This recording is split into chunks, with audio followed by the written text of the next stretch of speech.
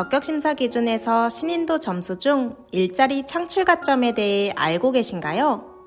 오늘 영상에서는 수행능력 평가 점수를 보완할 수 있는 신인도 점수 중 일자리 창출 가점에 대해 알아보겠습니다. 일자리 창출 가점은 지자체 기준을 제외한 조달청, 국방부, 한전 등 대부분의 시설공사에서 적용되는 가산점 항목인데요.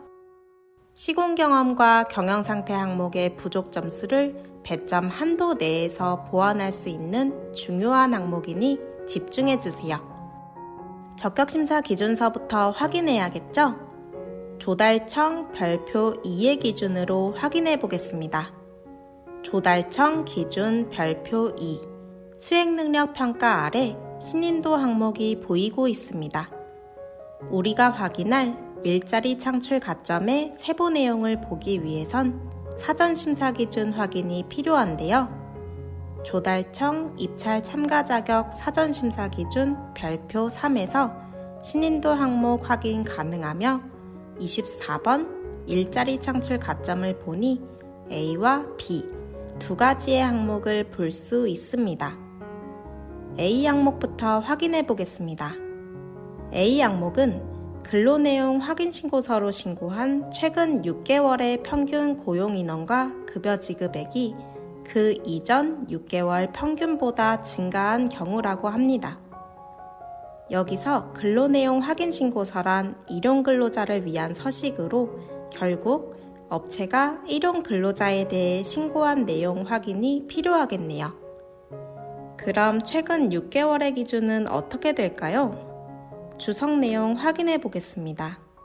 주석 내용을 확인하니 공고에 기준 시점이 명시되어 있지 않다면 공고일 기준 전전월 기속자료라고 되어 있으니 최근 6개월이란 공고 전전월부터 기산한다는 뜻이 됩니다. A 항목의 내용을 정리하면 공고 전전월 6개월의 일용근로자 평균 고용인원과 급여 지급액이 그 이전 6개월 평균보다 증가한 경우에 2.5점의 가산점을 받을 수 있다는 것입니다. 이 중요한 가산점을 받기 위해서는 업체가 신고했던 근로내용 확인신고서 또는 일용근로자 고용산재보험, 피보험 자격 신고명세통지서, 사업주용, 서식 등을 발주처와 조율하여 제출하셔야 합니다. 추가로 신규 설립한 업체에게는 혜택이 있는데요. 입찰 공고일 전전월 기준 1년 이내 설립한 업체에 대하여 근로내용 확인신고서 가점은 배점 한도, 즉 2.5점을 모두 부여한다고 되어 있습니다. 업체의 법인 설립일 혹은 사업자 등록일이 공고 전전월 기준 1년 이내 설립했다면 점수 부족 시 2.5점을 채울 수 있으니 큰 도움이 되겠네요. B 항목을 확인해 보겠습니다. 표준손익계산서상 전년도 급여액이 전전년도 급여액보다 증가한 경우 받는 점수라고 하네요. 바로 주석 내용 확인해 보겠습니다.